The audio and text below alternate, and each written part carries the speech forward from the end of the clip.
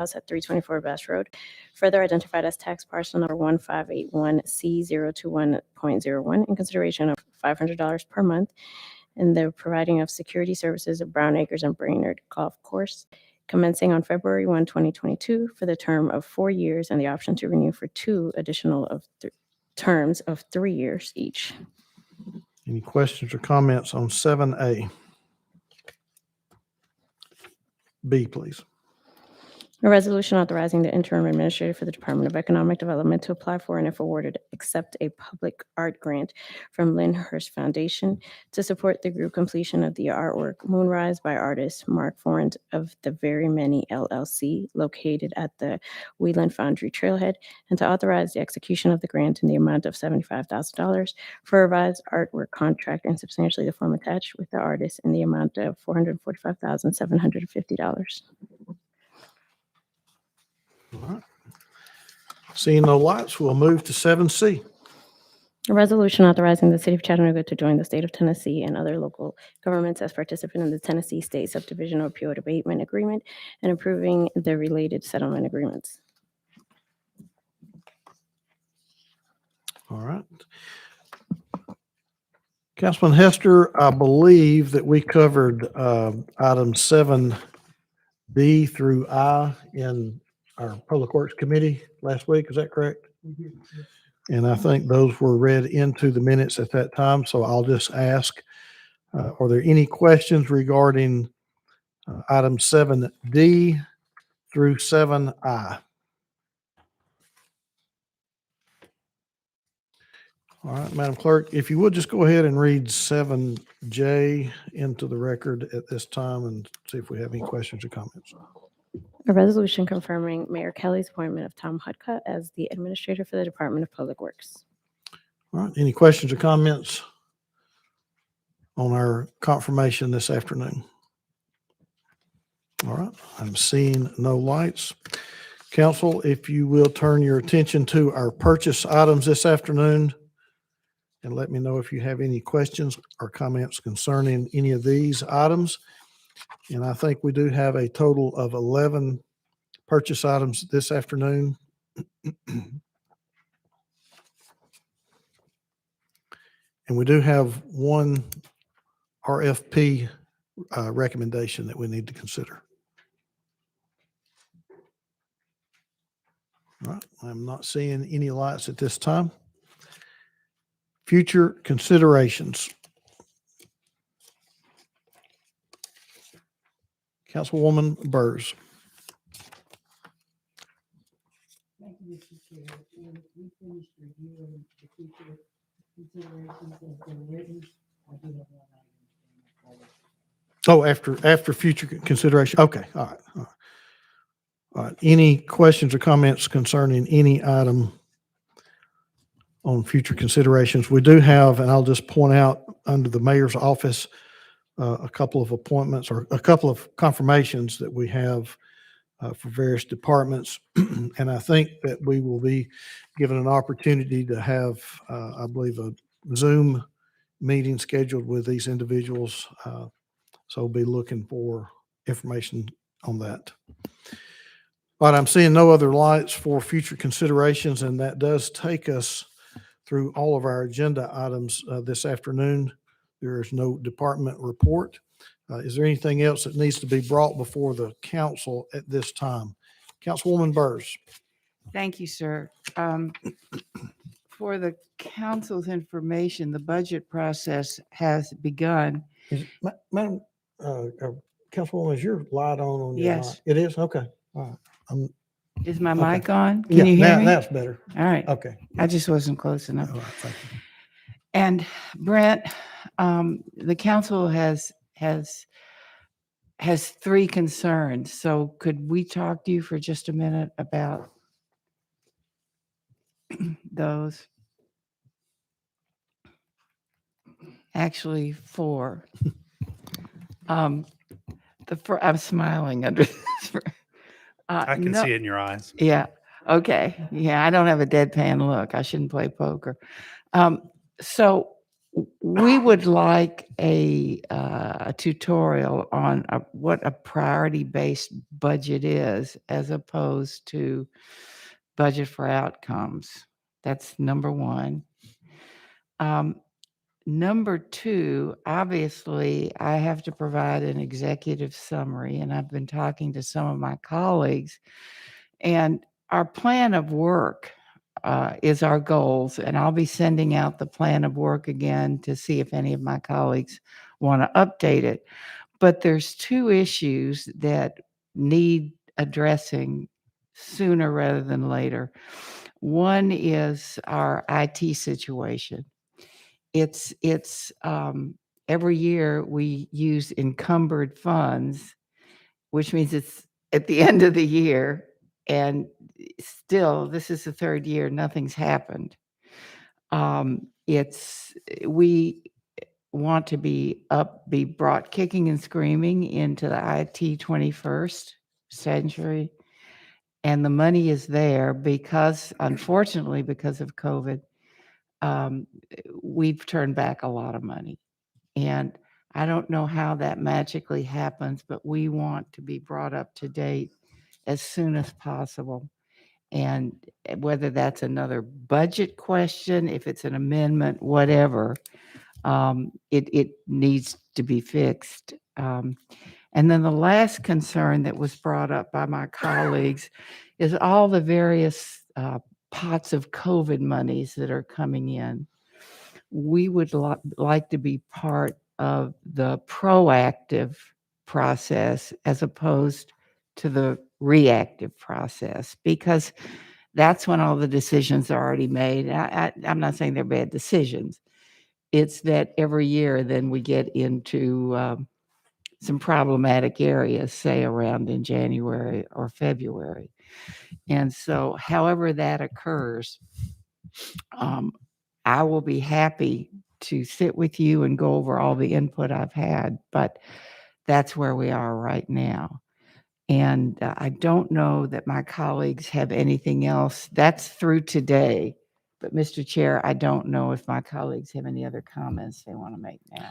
And we'll certainly take comments as I see them roll in. But let me, Brent, let me maybe just piggyback off of what Councilwoman Burr said about our council chambers being brought into the 21st century. What I would like to see is some kind of request for a proposal from some businesses that could come in and maybe give us a proposal of how they would bring up this room to the 21st century. I think there's so many things that we're missing, and I think we're still not out of the woods of this pandemic. And I think that, we may from time to time have to cross from virtual to in person. And I just, we struggle many times keeping the live stream to where people can understand us. And I think that we need to address a lot of those issues, but I think we need some kind of professional to come in and maybe get 3 different types of proposals of what would help us with our jobs as council people, and then help the administration as well in presenting. These are dumb screens that we look at up here. There's no interaction with these screens. We many times have problems with our pointer and clicker and, trying to get to the next slide. Those are the types of things that I don't understand why we still have those problems. So what I would like to see is perhaps maybe helping the council with a request for proposal and then moving forward with that with our encumbered funds. Yeah, certainly, Mr. Chairman. One question, I assume you'd prefer to do this fiscal year versus waiting until next fiscal year. Is this correct? That's correct. Yep. So we would be happy to have the finance office help lead the RFP process in conjunction with purchasing and the IT department, and whoever from council wants to be part of that. I mean, I think we would need to, as part of the proposal process, we would need to get people in this room to evaluate everything in order to provide a proper proposal. So we will be happy to start that as soon as January 3rd. Okay. All right. We have one more light, Councilman Ledford. Chairman, thank you. I'll jump in kind of on the tail end of what you were talking about.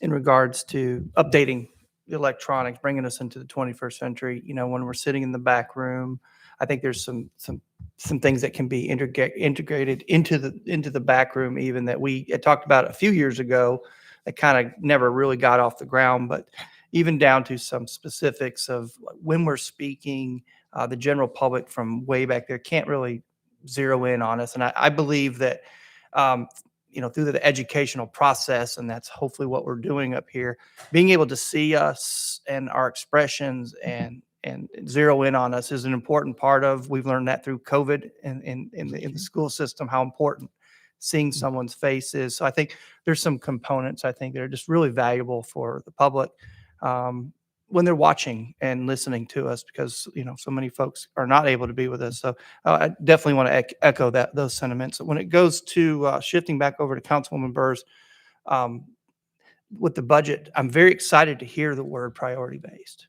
It's something I've talked about a couple of years ago, but obviously it was, I'm excited to hear that. So what I'm excited about the most is a new chapter in Chattanooga government, and I've seen it unfold. I've seen it with your leadership, the mayor's leadership, but the whole executive staff about communication, and I'm excited for it. And we're here to lend what the people of Chattanooga have voiced to us, and we can have that through our community meetings. Obviously, we're in touch with our districts. We have that through the community survey done by internal audit. We have a lot of information we'd like to sit down and share with you all, and I believe this is the administration that's going to pull that off. And I just wanted to echo Dr. Bird's sentiments in that regard. And I'm very excited for what's to come. So please let us know. We're ready to go to work and share with you our thoughts on the budget upcoming. Yeah, if I may, Mr. Chairman. Go Thank you, ahead. Chairman. Yes. Thank you, Councilman Ledford and Councilwoman Burrs. Just briefly about priority-based budgeting. So budgeting for outcomes, which is used in the past 8 years, is actually a version of priority-based budgeting. Priority-based budgeting is an alternative to zero-based budgeting that's commonly used in the private sector. It's an alternative for the public sector to use because, you know, we can't very well have zero, right? We can never have zero police officers or zero firefighters. So it's an alternative to zero-based budgeting to start with those basic minimum services that we provide to taxpayers and the transparency around those basic minimum services. And that's how we've set up the budget request process this year. So we will get budget requests from departments to lay out their basic minimum services, a description of what those are and how much it costs to deliver those services to citizens. And that could be anything from residential trash pickup to, you know, having firefighting operations to having community policing, and we're not trying to tie specific dollars back to specific priorities. So it's a bit different in that way from budgeting for outcomes, where everything was tied to either, you know, stronger neighborhoods or safer streets or one of those focus areas. So while we do have a One Chattanooga strategic plan that Mayor Kelly is pushing throughout city government for everyone to use as a guide, it is simply that, as a guide to make people think differently, to make people embrace public entrepreneurship, and to make people realize that they're not constrained to trying to fit into this one little category. They need to make sure they're providing the services that taxpayers expect us to provide, and they need to make sure they're doing it in the most cost-effective way possible. In addition to that, we are asking departments to submit ideas for innovative approaches to government or priority-based requests, which are very priority specific to something in the One Chattanooga strategy. But we're not trying to tie every dollar back to somewhere in a document. And we're also not holding up performance measures for priorities or dollars. We are pushing performance management throughout the entire city, but we're asking departments to identify those key performance indicators that they use on a daily basis to actually make a difference and to track those over time. And of course, Tim Moreland and Andrew and that whole group will be heavily involved in that process. So that's kind of a precursor to what we're doing with budget. And of course, we would love to talk more to City Council about the budget process after the first of the year, perhaps during a strategic planning meeting.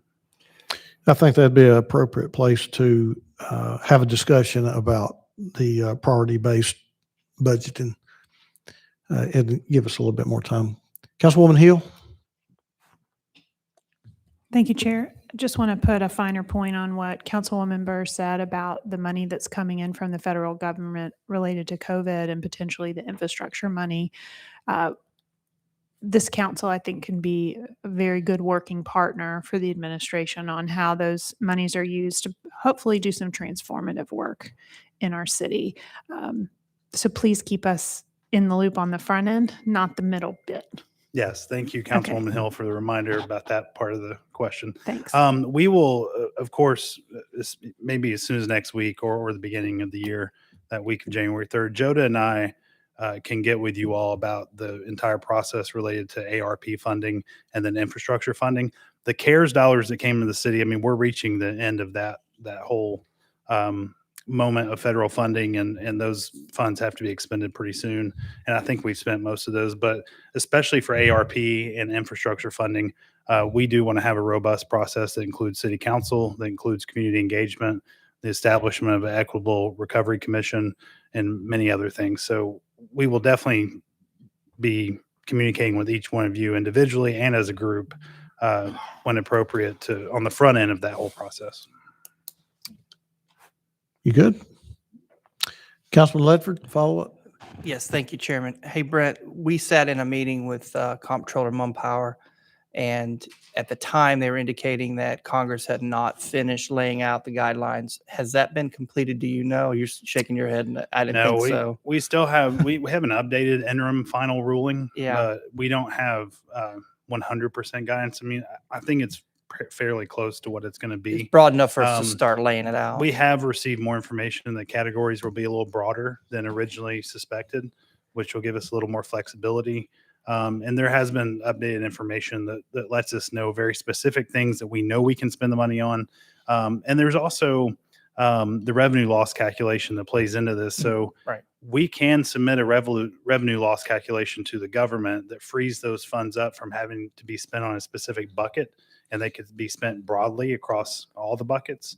But those are all things that once we, and the purchases included in the purchases this evening is some technical and advisory support services for these types of things. So we want to make sure that we have that set up on the front end so that we are doing the best community engagement we possibly can, making sure that we have the best technical guidance we can possibly get in terms of eligibility, monitoring, sub-recipient monitoring, reporting, and compliance. So those are all critical things for us to have in place on the front end before we start spending a whole bunch of this money. Is it possible for council's education, and we can share with the public, to kind of cliff note what we know now about the expenditures so that we're not asking questions that are clearly already out there? If you could help us with some sort of a version of what the rules are for expenditures, I think that would help us from our seats. Number two, on the purchases tonight, I'm looking at that as a same relationship as we have with Jacobs Engineering in relation to the consent decree. Would that be accurate? Yes, Okay. similar, very similar. Okay. And no offense to Jacobs, but it's cheaper. No, I completely understand, but just to make sure I understand the context of what we're doing, that's the same relationship, basically. Very similar. There will be less specific contract management, but we will have that technical guidance around subrecipients, which is going to be critical because we do expect a decent amount of these funds to be sent out into the community through subrecipients and subrecipient agreements that have clawbacks. Right. And allow us to monitor properly and report back to the federal government properly. So Yep. yes, they will be integral in that piece in the same way that Jacobs is integral into the contract process for the sewer system. Okay. I wanted to make sure that was cleared up or think that's a stated good for the record analogy. tonight on our purchases. Thank you, Chairman. Thank you. And I will send a summary document to council related to ARP rules that we know of currently. Thank you, Brent. Thank you all. Thank you, Mr. Chair. All right. Seeing no other lights, I will now turn the chair over to Councilwoman Hill for Education and Innovation Committee.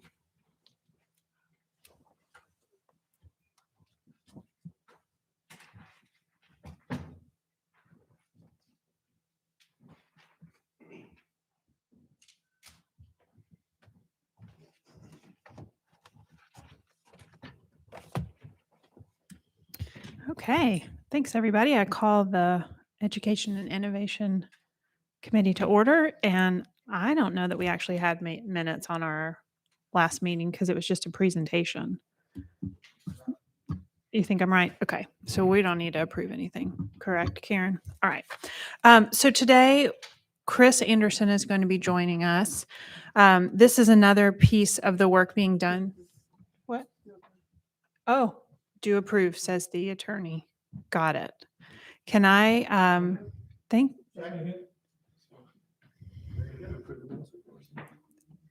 All in favor? Aye. All right, we're approved. Thank you, Madam Attorney. Thank you, Karen. Okay, so Chris Anderson is going to be giving us a presentation. This is related to the innovation arm of the Innovation and Education Committee. The hiring process is still happening for the early learning chair, and then I think we'll really be getting going in Q1. So this is work came about because the boards and commissions of the city had been kind of neglected over time. And we recognized that there was not a clear list of who was serving, how long their terms are for. And we also very quickly learned that it was such a mess, it was going to take a long time to do the work.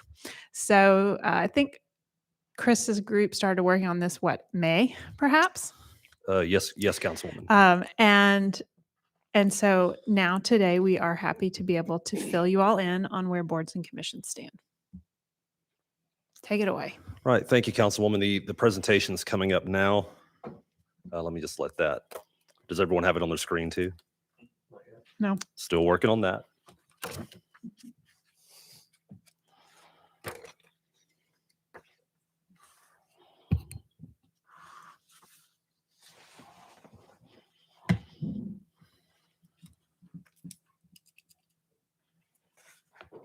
John says we're good. Can you guys all see it? Wonderful. Thank you. So today we're here to talk about boards and commissions with the goal of reflecting the community that we serve. And we're going to talk about what that means and why we're focusing on it.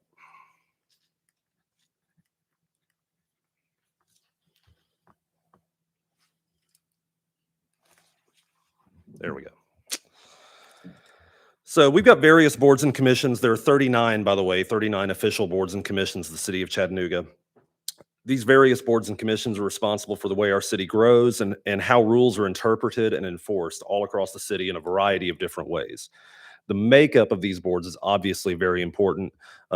We want the boards to look like the rest of the city of Chattanooga. So at this point, hopefully you've all seen, and I'm pretty sure have all memorized, the One Chattanooga plan set out by Mayor Kelly just a few weeks ago. Here we have the 11 principles. Today we're mostly talking about equity and accountability. What we're talking about with the boards and commissions would fall into both equity and accountability. So the current makeup of our boards and commissions is not where we want to be. This is... Here's the gender breakdown. Now this is 50% male, 26% male, and 24% no data, meaning that when they applied to a board or commission and were appointed to that board and commission, for some reason, the gender data was never captured. So that's the 24% that we're still working on. That number was a lot higher when we took over earlier this year. Thanks to Dylan Rivera and a lot of the staff managers in city government, they've been really chipping away at this one name at a time to get the numbers up to getting as much data as we can. The racial data, we've got 53% Caucasian, 13% African American, and 31% unknown at this time. We're still actively collecting the data. This is not supposed to be a finishing point today. This is more closer to the beginning of this process. So the basic demographic info is missing for several appointments. Here's what the city looks like. This is the city that we live in. City of Chattanooga, 53% female, 47% male. Unfortunately, our boards and commissions are 34% female and 65% male. And believe it or not, those numbers have gotten more equitable since we've been here by 2 points. with still quite a ways to go.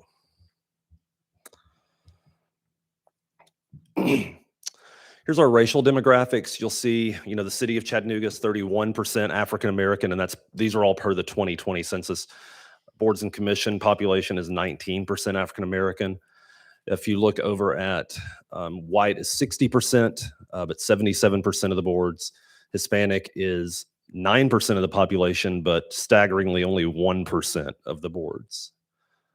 So we're in a situation where we have these boards that don't really reflect the community that they serve, and by an extension of that, they don't reflect what people look like and what people identify with who come before them to be heard. So we've got several opportunities to make boards better represent the city. Let's talk about our approach. So far this year, we've trained boards and commission staff on how to update this information and proactively maintain an accurate database. We've gone through and updated a lot of missing information, corrected a few things too. We now have an internal dashboard to track performance on updating the board information, where we're holding ourselves accountable to getting the information updated. And then going forward, we've got required fields for all the new applications. You can't submit an application without answering these questions now. So you might check prefer not to respond or I don't know, but you've got to answer race and ethnicity, race and ethnicity as well as gender when you apply for a board. Lastly, we're going to be working with the new Office of Equity and Inclusion. Once the head of that office is named, that person's going to help us expand and diversify our recruitment pool and make sure when we're looking for applicants and appointees that we're broadening where we're looking for these individuals to join our city boards. We've already increased transparency. If you go to chattanooga.gov/boards-commissions, or if you just go to chattanooga.gov and click on the boards and commissions page, you will see that now this is what you see when you go there. It's actually been there for 3 weeks. This is going to be a transparent process. It's all out in the open. This is what our numbers are right now. So anyone can go online from anywhere and see what our demographic numbers are by race and by gender, and they can see the change over time too. There's both a chart and a graph for both of those things on the boards and commissions page. So then the next step is, what do we need? Well, I need 9 people to help me.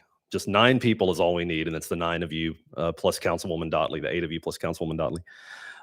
Starting shortly after the first of the year, when people are paying attention to such things and not the holidays, we're going to be providing each of you with social media content, graphics, and links to where you can share with and you can do it via email if you want to, but you can share it with your neighborhood associations, groups in your community, citywide groups that you're affiliated with, anybody who might want to be interested in serving their city on a board and commission. You'll be able to get that information out there, and hopefully we can pull from a larger audience of Chattanoogans and actually get boards and commissions that look more like the city that they serve. So I left a lot of space for questions because I know that I'm going to get a few. So I'll take your questions now. Councilman Smith. Madam Chair. Chris, as you're familiar, over the years, some of these boards are incredibly hard to fill. Yes. These positions are all volunteer positions, and some of them take a good amount of work and a lot of time invested. I'm curious if you have any idea, and based on the information you've given, I'm guessing not. If it's hard to track demographic by people currently serving, it's probably harder to track demographic by people who have applied.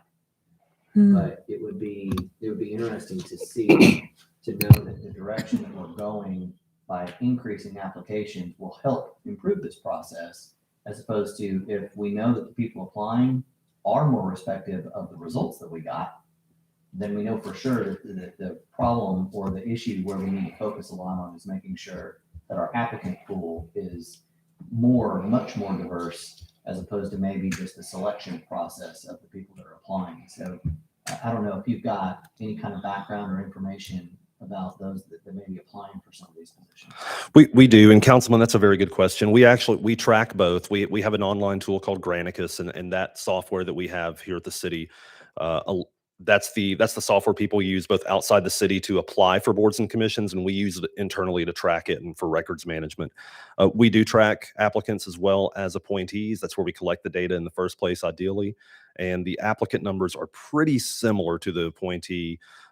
The white percentage is just a shade higher, and the female percentage is just a little bit higher on applicants. We're talking about 2 points each.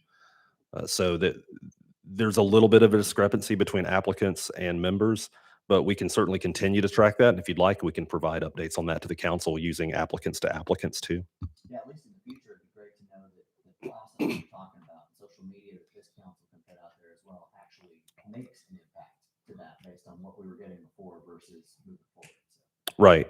And I think it's important to see the applicants, and we do track it for a reason. I will caution you in not leaning on it too hard, just because about once a week, somebody will get on the website and apply for like 12 different boards using the same application and the same reason. And they might say, well, I'm really interested in the Board of Mechanical Examiners, and they apply for that board, but then they also apply for a bunch more using I'm very interested in applying for the Mechanical Examiners line. So the applicant number at times might be a little skewed. All right. Thanks, sir. Thank you, Madam Chair.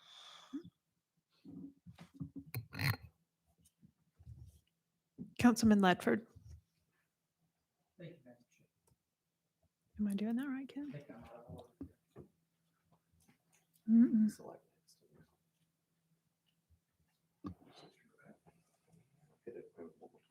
Test. There we we go. go. Thank you, Madam Chair. Chris, some of the boards, and I've sit on a few, require some pretty integral background experience. Let's take form-based code, for example. When we're looking at, and I agree with you that there are 9 folks up here who, well, 8 today, currently, that part of our chartered responsibilities is board appointments. And we need to do everything in our power to be conscious of that. And I think that, so that we bear that responsibility as well. Also partnering up with the administration, who has pretty deep outreaches in the community too, to make suggestions. And I know that happens. But on the boards, in relation to some boards that require specific knowledge of particular fields, what efforts do you think this council can help further with? I mean, should we reach out and engage more with, say, RPA, for example, on a specific board when we're presenting a candidate? And that might be a bit rhetorical. I won't put you on the spot with that, but that could be a bit rhetorical for us to think about. I think, Councilman, what you're getting to is that some boards will naturally draw certain demographics more than others. And there are some industries perhaps where it's difficult to get people of a certain demographic depending on the industry. Is that where you're? Maybe not. I'm just thinking about the process more than anything when we're, maybe this might be helpful in the future when we're looking for candidates. And I take that very seriously. I have a pretty diverse appointee. I have Yes. females, I have African Americans. I really do think about this a lot, but I also think about the qualifications and experience and the willingness to serve. As Vice Chairman said, some folks jump on these boards thinking it's one thing, and then they jump right back off when they realize it's a lot of work and it's volunteer and it takes time away from their family, and they just didn't know.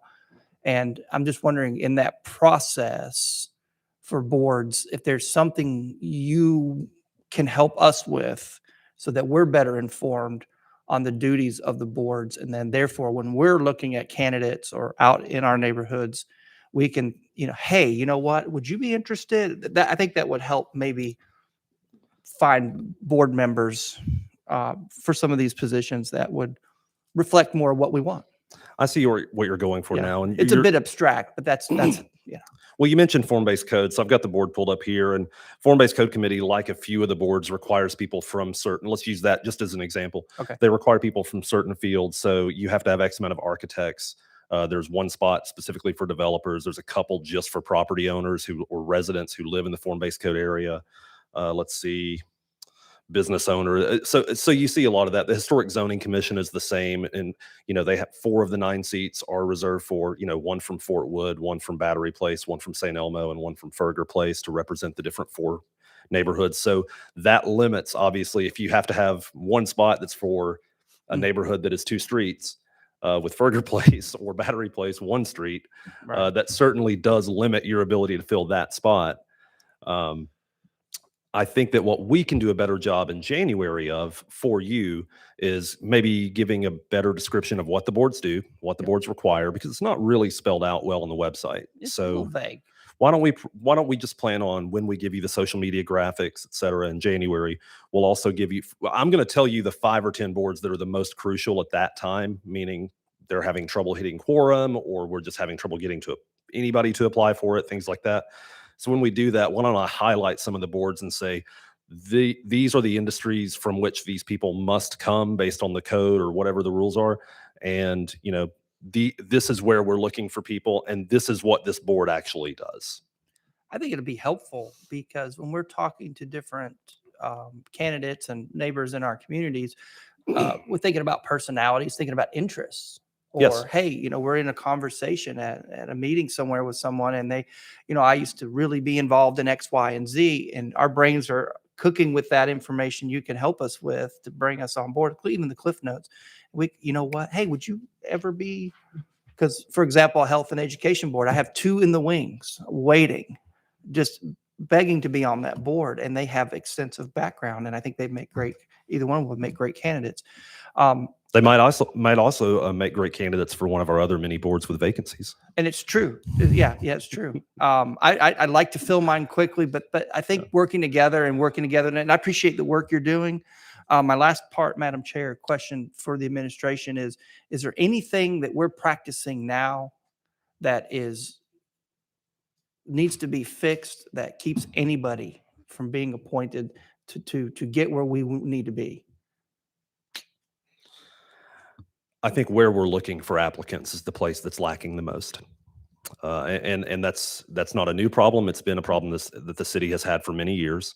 And I'm hoping that by working with the council, which I do not believe has ever been done before, it certainly wasn't in my 4 years. I think by working through the council, that's going to be the first time the city of Chattanooga has actually reached out to every district, every neighborhood, every demographic and said, come join us and serve on these boards and serve your city. So I think just by expanding where we're looking, that's going to be a big improvement. Great. I think these numbers are going to change. I appreciate you leading the charge on this, and I'm certainly here to help you and help our city get to where we need to. Madam Chair, thank you. Thank you. Councilwoman Burrs. Thank you, Madam Chair. Hey, Chris, one of the things that we've talked about in the past is people who are appointed to boards just so they can put it on their resume and never show up. What are we doing about that? Great question. Thank you, Councilwoman.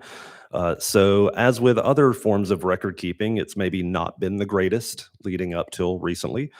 So the software tool I mentioned before, Granicus, actually has a function where we can track attendance for every meeting of every board every time. It's hardly been used. It's being used now by all staff managers in the city of Chattanooga. We've gone through a couple of trainings to teach people how to use it. There were varying degrees of attendance keeping prior to this. Like it might be a notebook on someone's desk who manages a few boards. It might be a file in Google Drive. It might be memory.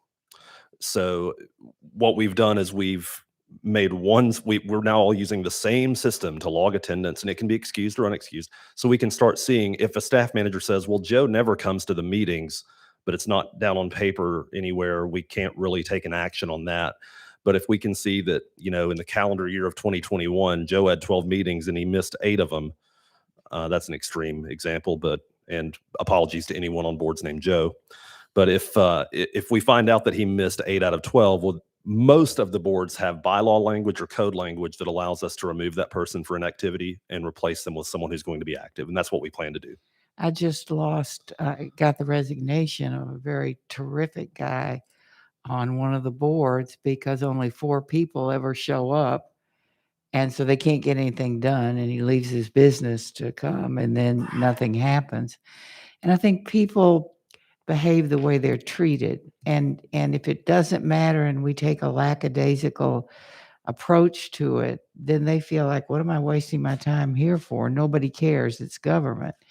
And I really want people to participate and have all kinds of people appointed and participating. One thing that I think will be really helpful, if you could condense the information that you're speaking about the boards and stuff.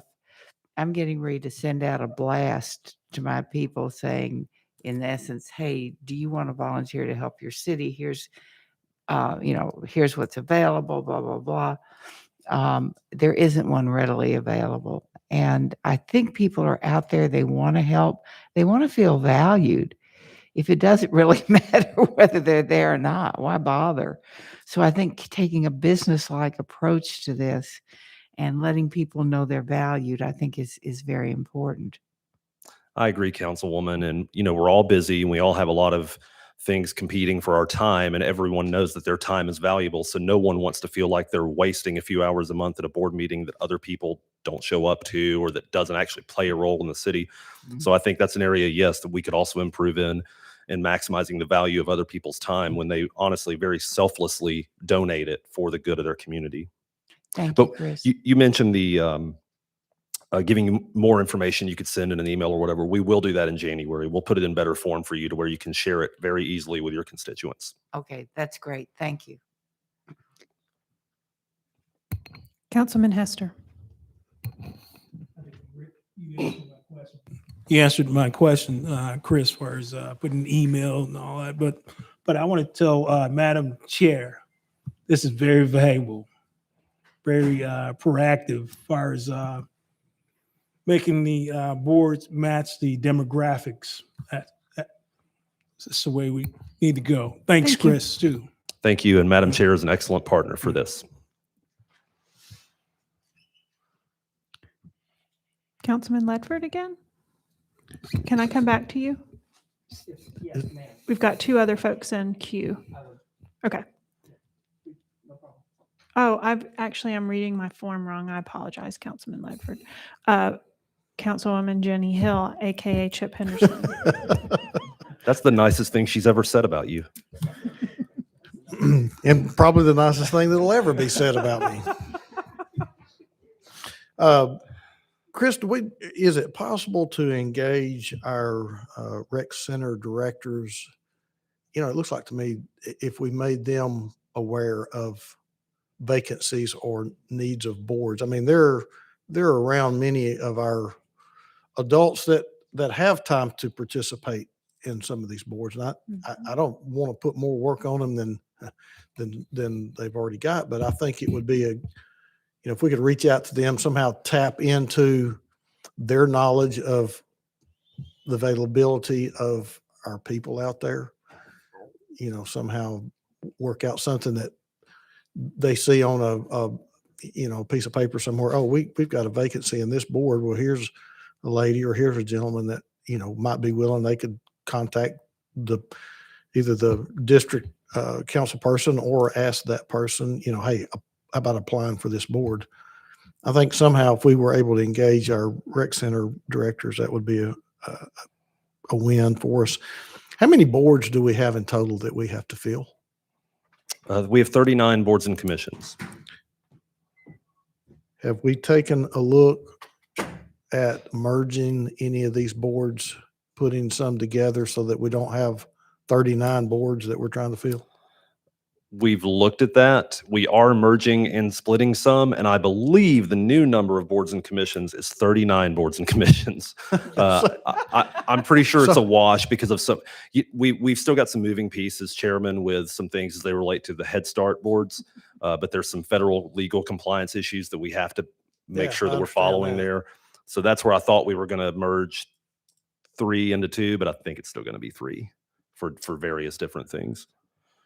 And to answer your earlier question, I actually hadn't thought about the centers. That's a wonderful idea, and we're definitely going to do that now. To let you know, neighborhood services will be part of the team in the Department of Community Development, Neighborhood Services, pushing this out into some of the neighborhood associations as well. Yeah. The centers are a great idea. Thank you for that, Chairman. All right, thanks. Thank you, Madam Chair. Commissioner, sorry, Councilman Byrd. Hit your light again, Darren. Hello? Go for it. We got it. Okay. I like commission. That sounds good too. That's good. You know. Just water Chris. dropping. Councilman's Chris, better. I used to in marketing and trying to get events out or doing things, especially running for office. I'm pretty sure everyone up here can probably relate to this. If we're being very strategic about touching certain people, like on WNOO, Willie McClendon, Sundays after between 1 and 6, you're gonna get every 50 to 60 to 40-year-old person, African American in Chattanooga. You can touch that type of people. Do we have things like that in place to whether we have relationships with radio? I know a lot of it can be very expensive at times too.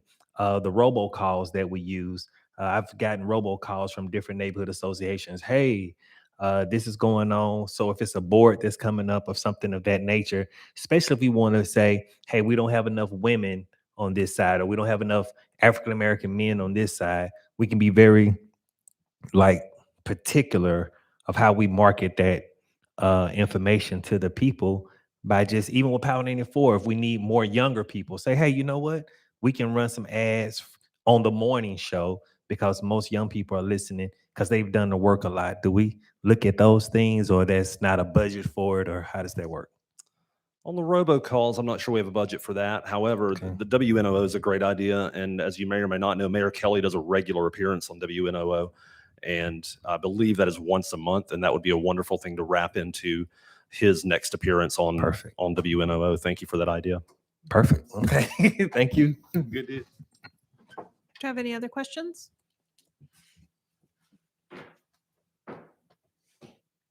Councilman Ledford. Thank you, Madam Chair.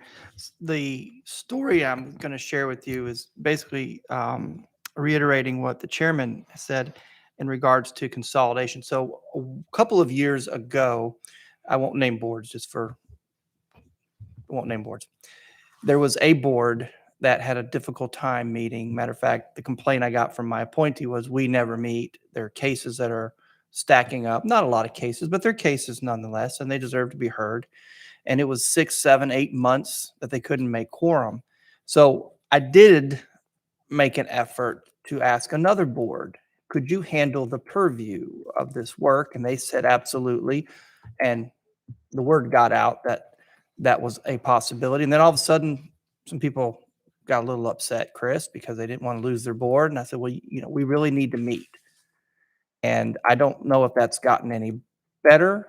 I haven't asked a follow-up on that. That's on me. But I haven't heard any complaints either. So have we looked at, and I know you said 39 boards and you're back to 39, but are there some boards that could take on the role if they're boards that are only very limited in scope?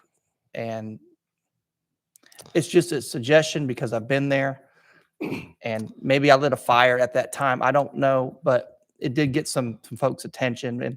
And these folks are, this particular person's leaving their family from East Brainerd, driving all the way downtown to the DRC just to be told, oh, we don't have quorum, go home. Well, they just paid for a babysitter and they just took time away from their day. And I think that's something that if we could consolidate any boards, and I can talk to you offline in details, but I would just ask we don't discount that concept. Great minds think alike, Councilman. I'm not sure which board you're referring to, but it could be the same one. For these purposes, we'll call my story Board A and Board B. Okay. We have Board A that has a heavy agenda every time they meet. The meetings go so long that usually 1 or 2 people fall off by the end of it and have to go back to work or to whatever they're doing that day. And we have another board that is not the same, but similar within the same realm of Board A. Board B, if one member of the existing appointees doesn't show, they don't have quorum and they can't conduct business. and they have a pretty light agenda typically.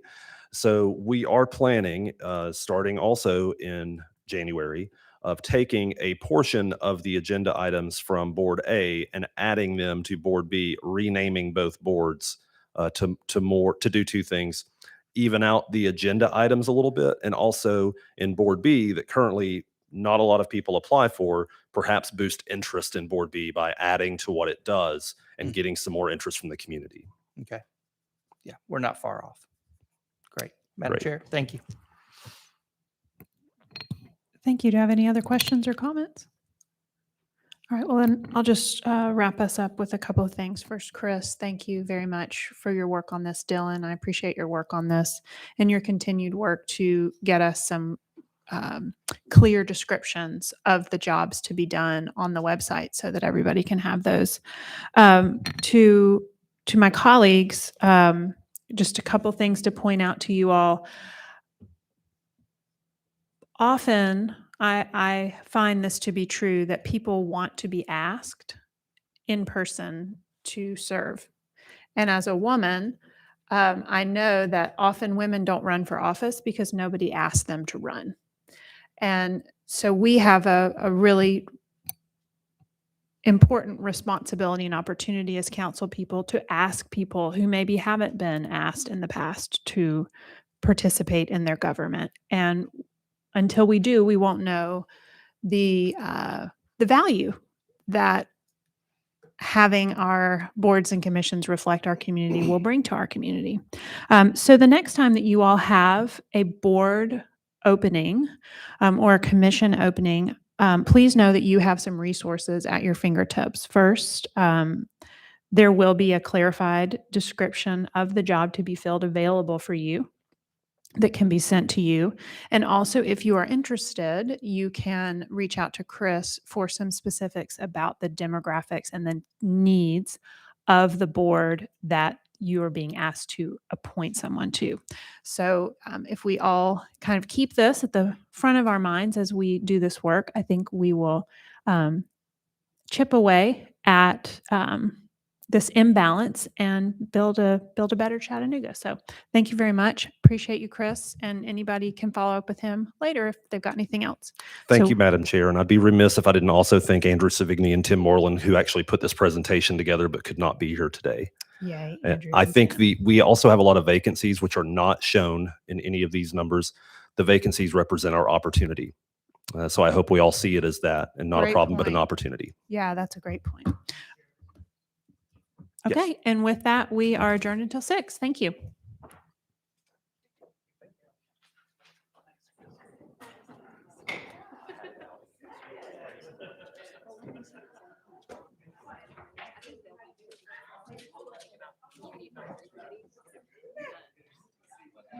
We're